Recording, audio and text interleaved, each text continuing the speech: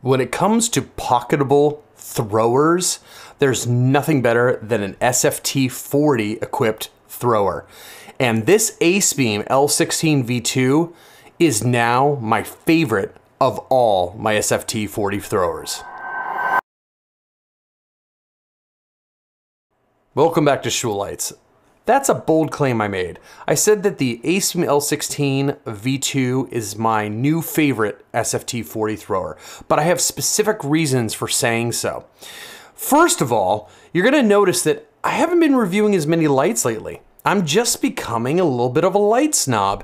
And when people say to me, hey, do you wanna review this light or this light? I go, no. So when Acebeam contacted me and said, do you wanna review the new L16 V2.0? I said, well, let me look at it. And I looked at the specs and saw that it is an SFT40 emitter thrower, which I have a soft spot for those. They're so good.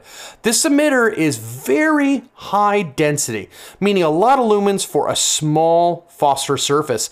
So that means it just throws and throws and throws. And I've got a few of them, right? I got the ThruNite TN12 Pro, and I got the Claris here, which has a really long, annoying name, XT12 GT Pro. It's a crazy name, but these are all really good throwers, and they're all SFT40 based.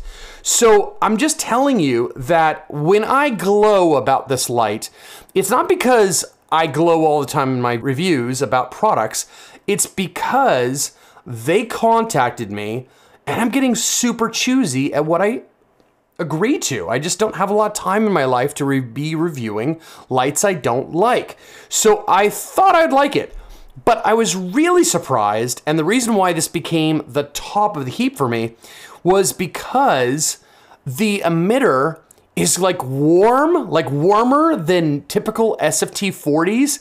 The tint is gorgeous and the beam, the focus is gorgeous.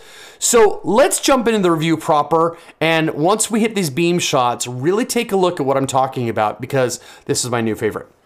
All right, first off, let's take a look at the box here. You get a box.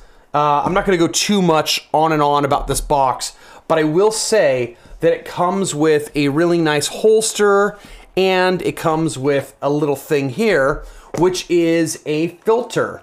Now this filter, you screw it on the front of the light. There it is. And notice that it's kind of like a amber orange color. And I'll throw it on actually to give you an idea. But here's the thing, I suppose it's for signaling.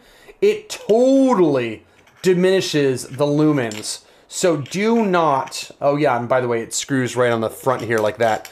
Do not think this helps, you know, visibility or anything like that. It does not. It makes it a very orangey beam, which is really cool looking, but it's like a third of the lumens, maybe a quarter of the lumens. I measured and I was like, whoa, that's a huge hit. Let's take a look at the rest of this light. So the light itself has beautiful ergonomics, meaning that the anodization is nice and even. It's got kind of a flat, shiny look to it. I mean, it's not super shiny. Like for example, let's take a look next to the Claris here. The Claris has the typical shiny look, which I don't mind this look, but I feel like this looks like a higher end light. Does that make sense? It looks like a little nicer. And I like the design of it. I like the way it looks. It's not like too aggressive. It's not too space age. It looks kind of classic, but has its own thing. I like the knurling here. The knurling gives me a very positive grip without looking, you know, like on the Claris, they got the knurling too, but then they cut out from the name and they put these lines in. Sometimes it's just too much stuff going on. I like how this is just this flat knurling all the way around. You've got a clip that detaches, and notably, you've got a side switch and a back tail switch for, you know, operation either way. Also, this light comes with a battery and built-in charging. Let me take the tail cap off first, show you the included 5,000 milliamp hour 21700 battery. It's a high drain battery, so it's perfect for this light. And on the tail is actually where they included the charge port, which I think is pretty cool, actually. I'll tell you why. Because if you take a look at the ThruNite here, which has its flappy doodle over here, this flappy doodle sometimes gets caught on things when I pull it out of my pocket. And over here, it's got its floppy doodle on the side as well. And you know, when you're seeking for the button with your finger, well, there's no button on the side. It's only on the tail for this light. But I'm just saying that, you know, you feel it, and it's just prominent. On this light, at first, I didn't even notice the charge port, and then I realized it was on the tail side, and here, like, push it down. I had it flipped up from previous. There we go. Oh, I still have it flipped up. There we go. So now it's pushed down all nicely. So it's got a rubber flappy doodle to make it waterproof. But I do like that it's out of the way. It's just out of the way. I don't notice it until I'm looking for it.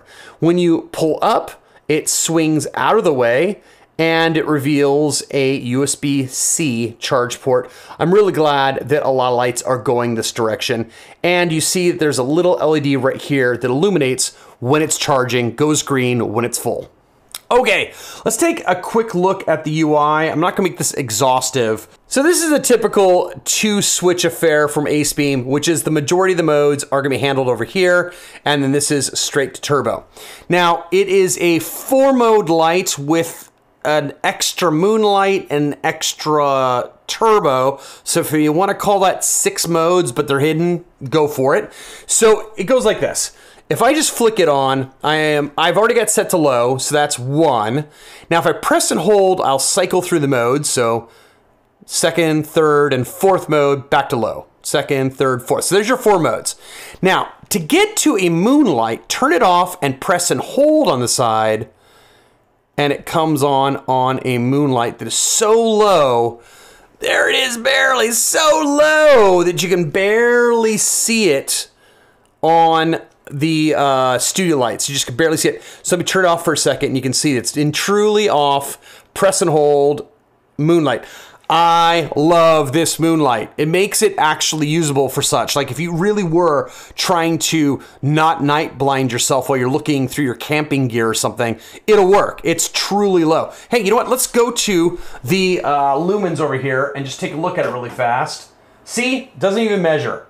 See? It's definitely on. Here, watch. I'll turn it back on.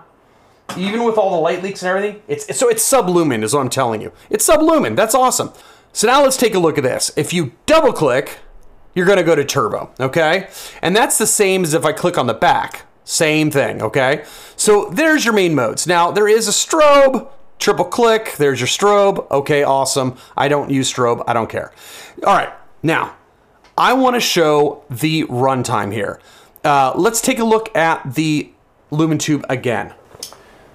Let's go over here, and before I start the lumen test here, I want to point out that my sphere, my little tiny sphere here, is going to say 1600 lumens. Acebeam quotes it as 2100 lumens. Does that mean that they're lying? No, it doesn't mean that at all. They use, $40,000, $50,000 huge spheres the size of a grand piano. I've got a little $400 cheapy thing that is made for enthusiasts. So I am not watchdogging their lumens. That's not what's happening here. I'm just trying to show you when the light steps down. How much usable turbo are you gonna get? So let's go to it. All right, we're gonna hit double click, and I'm gonna start my timer on the video. So, and double click. You see it was at 1600 lumens there, and it's basically 1600 lumens still. That's awesome. Okay, so the question is, when is it going to step down? Because lights step down due to heat and things like that. So how many usable lumens are we gonna get for how long? So I would still consider this a true turbo. It's only dropped about 100 lumens, right? And we're almost up to 30 seconds. It's doing really well. And now we're past 30 seconds. So it hasn't stepped down yet. That's awesome. I wonder if it is gonna step down. Let's watch it for a little longer here. Most lights will not make turbo for longer than about a minute, and we're approaching 1 minute very soon. So let's see how the Acebeam fares.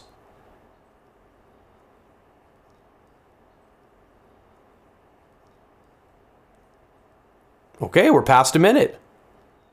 That's awesome. Okay, I'm gonna touch the light now. I'm gonna see what this thing feels like. Not that bad. I mean, it is warm, but I can touch it. It's not unholdable. Oh, sorry, I'm moving it off the sensor. It's not too hot to hold. The handle is barely warm, but right around the head, it is very warm, but I can hold it. So I'm almost at 2 minutes. Well, let's see, minute and a half. What about a minute and a half? We're gonna hit 2 minutes pretty soon here, right? Okay, now the head's getting to the point where I don't want to touch it. It's getting pretty hot. So we're almost at 2 minutes. Let's go to a full 2 minutes. I'm not gonna go much more than that.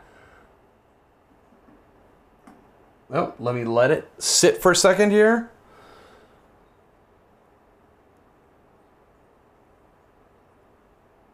Okay, we're at 2 minutes. There you go. Still turbo. It still hasn't stepped down. It is quite hot right here. Can I hold it for more than 10 seconds? No, it's pretty hot. It's starting to feel really icky right there. But it hasn't seemed... Oh, now it's stepped down. Look at that. So that must have happened right post 2 minutes, maybe like 2 minutes and 15 seconds or so. So if I unclick it and click it back on, see here, now click, back up to turbo. So you can re-turbo it. Let's see if it steps back down due to heat within about 10 or 15 seconds. No, it's lasting. Okay, all right, okay. So I don't want to overheat this light. It feels pretty warm. No, the handle's good. The handle's good. Handle feels fine. It's pretty toasty right around this area. That area is... Okay, I can hold it, but I'm not liking it. It's pretty darn hot. And up here, less so. So all the heat seems to be right around these fins where the driver is. The button, however, is cool to the touch. So the button is fine. So... well designed. That's awesome. Love that. All right, let's take a look at the tint, and then we'll head outside and take a look at the beam, because that's really the start of the show.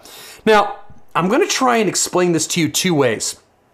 I'm going to show you the actual math on the Sekonic, and then I want to show you a little clip where I white wall hunt in the studio here.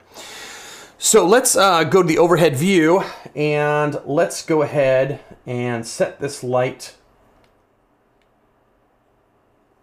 Okay, so let's get a measurement of this light on one of the lower modes. That is not the lowest mode, but it's one of the lower modes. And you can see it's almost 4500K and almost dead neutral. And I want to tell you that it looks it. Compared to other SFT throwers, I could have sworn this thing was 4000. It looked so nice and warm. And being right just above VBL, I could tell it was neutral. It looked really good. Now, one of the things I noticed was as we go up on the modes here, so let me go up a mode, so it's a little brighter, you'll notice that it cools off a little bit and it neutrals out even more.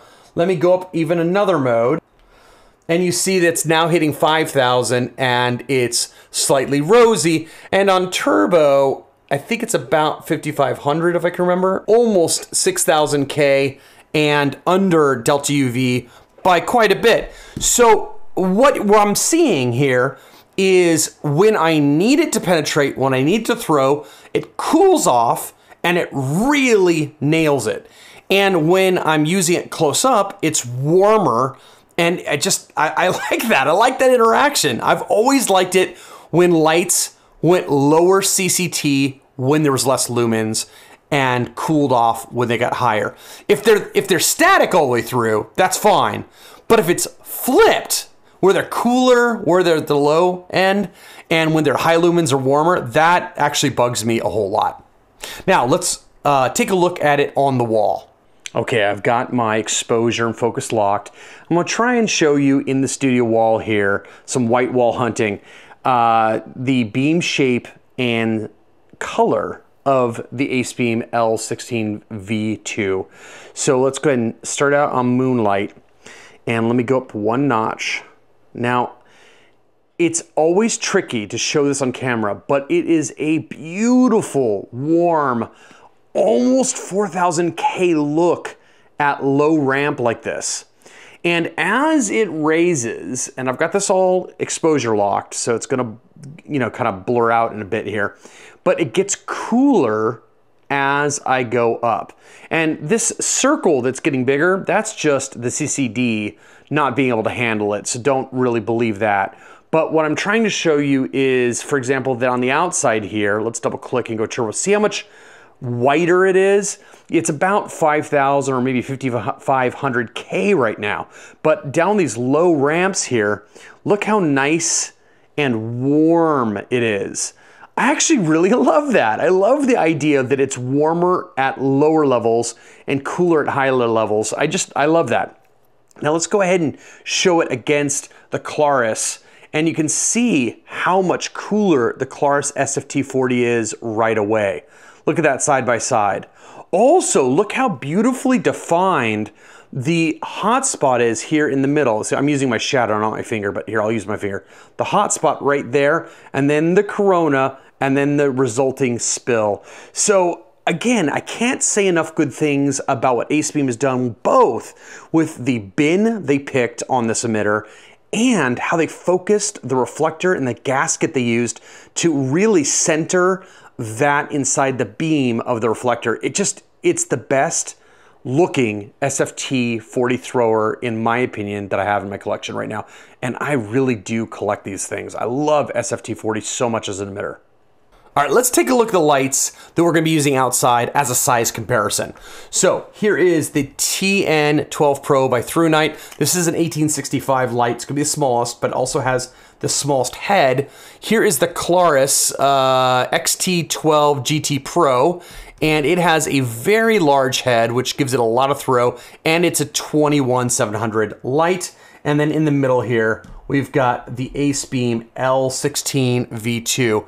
And you can see that its head is smaller than the Claris, and the overall length of it is smaller too. So I guess what I'm trying to say here is you get a lot of extra throw for the larger light here. And then this light is substantially bigger, but it's only a little bit more throw. So, I mean, if you're just going for dead throw, this one actually outperforms this one a little bit.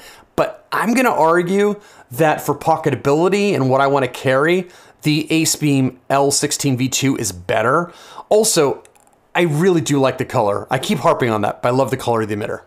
So straight to turbo, let's go the pocket thrower first on that nearby 20 meter tree, then the 55 meter tree, and then back against the 150 meter palm trees. Now let's see that on the overhead shot. On the trees, off the trees. On the trees, and off the trees. Let's compare it against the Acebeam. Acebeam on turbo, on that nearby tree, the 55 meter tree, and then the palm trees in the back. Off, on, off, and on. Now the Claris XT12 GT Pro is going to be a little brighter because it's a cool white SFT 40 high luminous flux, but it's not amazing looking. It also has a reflector, and if you take a look at the front here, a reflector that is, it's on the right. It's a little bit deeper, a little bit larger, but I gotta tell you that I actually prefer the beam of the Acebeam on the left here more. It's got a larger hotspot, which, I mean, that's not great for candela, but it's great for what we're gonna see here on the trees on the end. So let's do the nearby tree. Let's do the 55 meter tree. Let's do the palm trees. Okay, let's do overhead view, palm trees. And let's do it one more time. Now let's do a side by side. So now we're gonna go Acebeam and Claris XT12 GT Pro. Acebeam L16 V2 and Claris. It is true that Claris ekes out a little more candela, but I still love this one much more. When Acebeam contacted me about the light, I noticed that they had these wands, and I was curious. I wanted to check them out, so they sent them to me. And so this is how big they are compared to the light itself. You can see they're about that big right there. But I want to show you what they look like. Now, I didn't do it in the Beamshots at night, but that's okay, because I think it's better for you to see how they look. Here, I'll show you on the camera. So what I'm going to do is I'm going to turn on my neutral density filter here. And you can barely see the wand right now. Now I'm going to turn it on to low. So there's low. There's medium 1. Okay, medium 2. High. And then turbo, okay? Now, that may not look super bright, but I mean it is. Let me take off my neutral density filter so you can see me a little bit. And you can see how bright it is. It's really bright. So these wands are great for if you need to signal or wave, somebody on, because I mean the beam in the air just is not nearly as bright as this thing is. Now, I also want to point out the difference between the white and the red. Red's useful because red doesn't occur a lot in nature, but it does dim it down a lot. So here, let me turn my neutral density filter on a little bit more. Okay, so take a look at the white. Now I'm going to switch to red, and the red is great because it looks really colorful, but you can see that it is much dimmer. So not dim enough that you won't see it at night, but I'm just saying if you're going for max lumens, I would definitely go for the white, okay? So there you go. Those are the walking wands. Okay, here's my conclusion. This is a great SFT 40 thrower. I have a bunch of them. I'm always interested in seeing what people are doing with this emitter. And I do think that's incremental. I don't think that this one is a quantum leap better than others, but I do think that Acebeam makes a great host, a great driver. You saw the output on the lumen test. And, the emitter bin that they're picking where it's, neutral white and it's kind of warm on the low end. I really love it. I just think it's so great. I really wish they would come out with a 4000K SFT 40 emitter already. But anyways, until that happens, this is the next best thing. So again, if you're looking for an SFT thrower that is pocketable, I think the Acebeam L16 V2 should get your money. This is a great light, and it's definitely the one that I'm going to grab anytime I need this type of light. Thanks for watching this far. I really mean that, Thanks for watching this far. I couldn't do it without the support of my viewers. Consider subscribing. Consider liking. It helps me out a lot. And if you have any SFT 40 throwers that you think I should check out, please tell me in the comments section, because I have a few, as I said. I got about 10 of them. So if you think there's one that would dethrone this, let me know, and maybe I'll contact the manufacturer and see if your opinion matches up with my own. All right, guys, thanks for watching, and as always, I'll see you in the next review.